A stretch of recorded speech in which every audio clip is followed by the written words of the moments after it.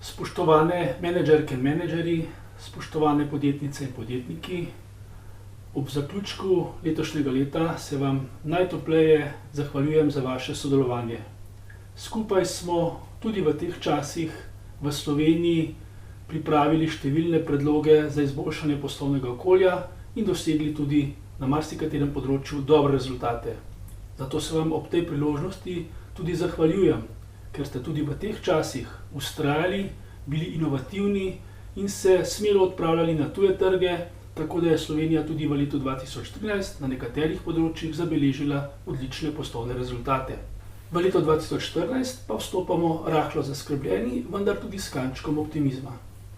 Zaskrbljeni smo, ker se reforme v Sloveniji odvijajo prepočasi, ker se spreminjamo prepočasi in ker nekateri nočejo razumeti, da so spremembe nujne in da so priložnost, ne pa ovira za nadaljnji razvoj.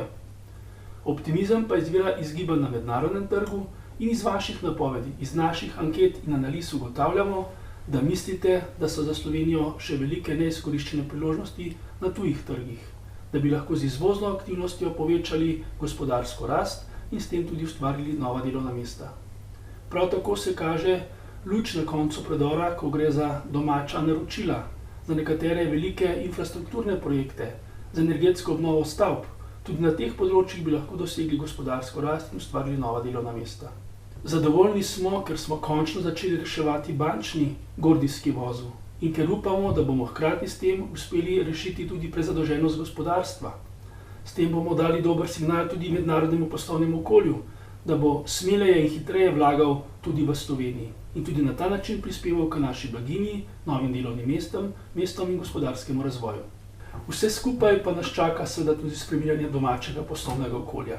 Od tega, da bomo vzpostavili bolj transparentno poslovanje, močnejšo pravno državo, do tega, da bomo debirokratizirali naše poslovno okolje, da bomo sprostili to, kar imamo v sebi, to je podjetništvo, inovativnost in predvsem optimizem, da lahko tudi v Sloveniji ponovno vzplavamo in postanemo eden izmed najbolj obetajočih trgov.